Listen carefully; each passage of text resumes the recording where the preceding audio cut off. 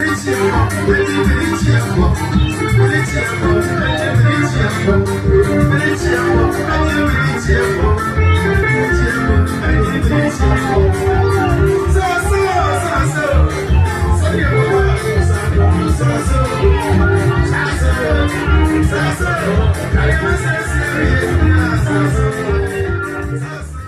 the video you just watched was how the Ghana Supporters Union in Ghana, led by one-man supporter, held a special final funeral rites for the late Bobby Charlton here in Ghana. I know a number of people will be asking, what has Bobby Charlton got to do with Ghana? Why has someone who lived all his life in England and achieved a lot for England has to do with Ghana? Well, we get to know more about why the Supporters Union in Ghana decided to hold a special funeral rite for the late Manchester United legend. Well, we also look at Alan Chiramantin, yes, the leader of the new movement party, and he had a shadow boxing with Bukom Banku in your shot over there, and a lot of people have been talking about it, and we'll get to know more about this one, as well as the National Sports Authority Director General Peter Chumesi has charged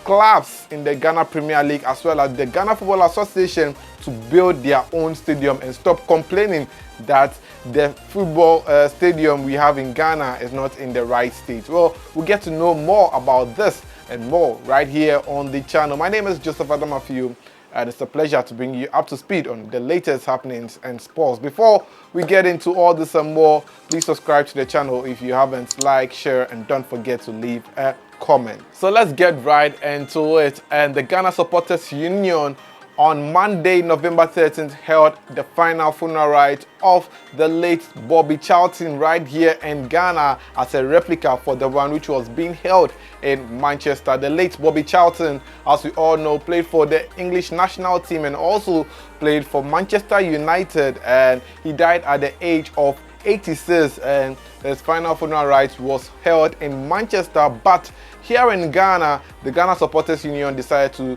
honor him with a little final funeral rites, which was held right here in Ghana.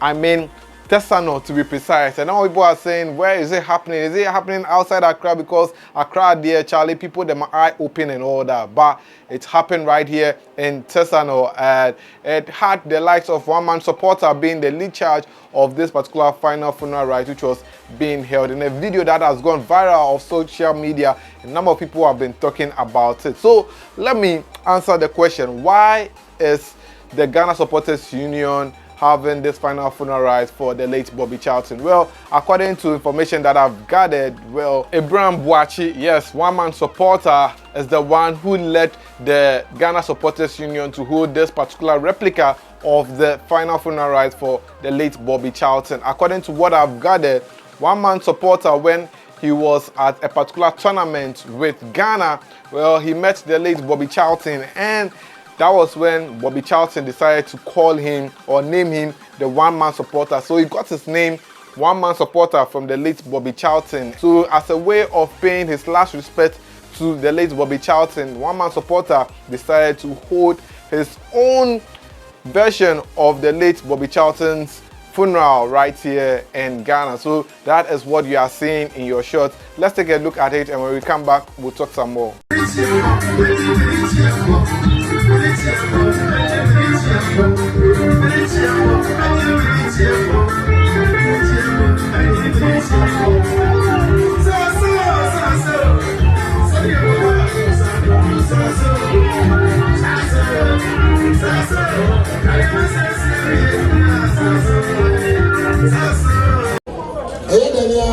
And number 5, so and a one-man supporter no, or the man 1995, Ecuador, Ghana against Brazil. Ninguém support to Ghana, and the Brazilians who probably 5,000 support to Brazil. But it's me winning Edgy Capono about Ghana. And I'm preparing now to BBC panel and say this is a lone ranger, one-man supporter, one person supporting the whole country. To me, to Ghana no, na newspapers, graphic, evening news, now I'm one-man supporter in town. And I'm a fire. I'm the Nantia, Magina Soja building supporters in you. I'm a prayer, Tiffany, phobia, so what is in America? My project too. We first Quebec 10 million. And the sponsor supporters because of the blasters. Then I'm person. You pay a wua. I'll send me in the Colante. Then the mayor, I'm telling you, I'm so much copy. And then I mean, I don't know me now come over. I am musicians. And the press. And the Ghana phone in any penny for me. Yes, now, yes,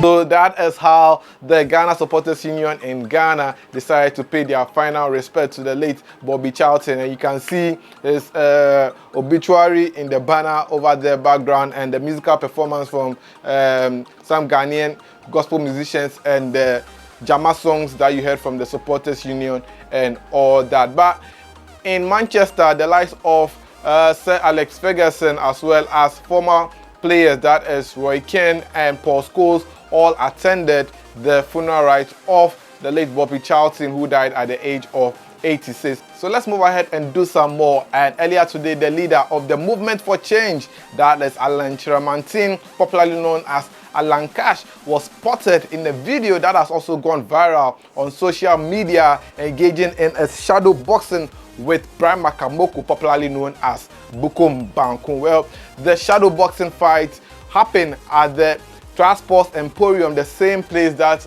holds the Bukom Boxing Arena, and Alan Chermantin and Bukom Banku engaged in the shadow boxing. Let's take a look, and when we come back, we'll talk some more.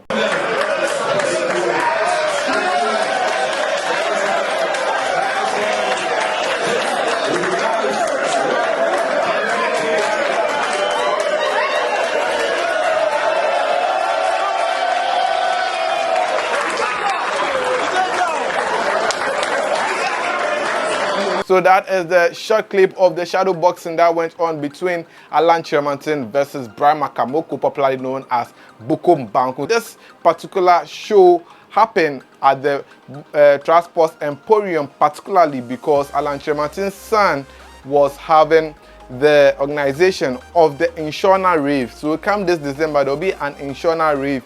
Inshona in Ghana means sea. So it's like a sea rave, just like the tidal rave. They want to have a particular Inshona Rave, and it's going to be a boxing night which will be along with entertainment where there will be musicians who come and perform and all that. So to launch the event, well, Alan Chermantin decided to go and support his son in launching this particular event, which will be coming on later in December. Let's move ahead and do our final story for today. And one of the biggest stories that has been trending today has to do with the National Sports Authority Director, that is Peter Chumesi. He has said that, well, the Ghana Football Association and the Ghana Premier League clubs should stop complaining about the state of sports facilities in Ghana, but rather invest in building their own stadiums. According to the Director General of the NSA, that is Peter Chumesi, the Ghana Football Association should make good use of the money which was given to them at the 2022 FIFA World Cup by making sure that they build their own stadiums, and also had a word or two for the clubs in the Ghana Premier League, saying that they should also start investing in building their own sports facilities. Speaking in an interview with Daily Graphic, this was what Chumesi had to say. He said, "I think it's high time that the GFA built their own stadium. For example, the World Cup money that we get should be used for some of these things, building a stadium.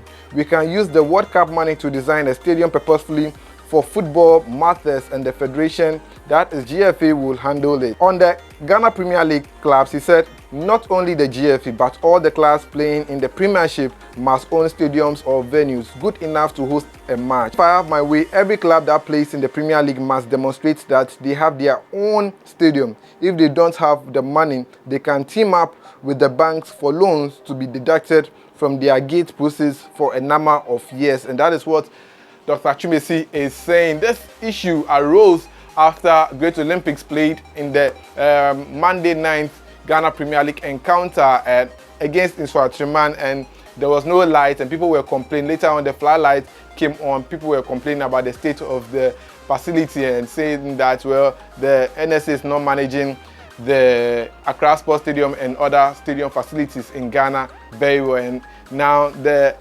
Honorable Director of the National Sports Authority, that is Peter Chumesi, has also told or responded to clubs and the GFA to build their own stadium. Do you think it's a step in the right direction for clubs to build their own stadiums, or the NSA Director General got it wrong? Because we all believe that the sports facilities which has been handed in their care is not being managed properly, and we are telling him to do the right thing. Does he have to come and tell clubs to go and build their own stadiums? Well, let me know what you think, because at the end of the day, if clubs build their own stadiums, who is going to use government stadiums? Let me know your thoughts in the comment section. Until then, my name is Joseph Adamafiu, and it's always a pleasure to bring you up to speed on the latest happenings in sports here in Ghana. See you in the next one. I'm out.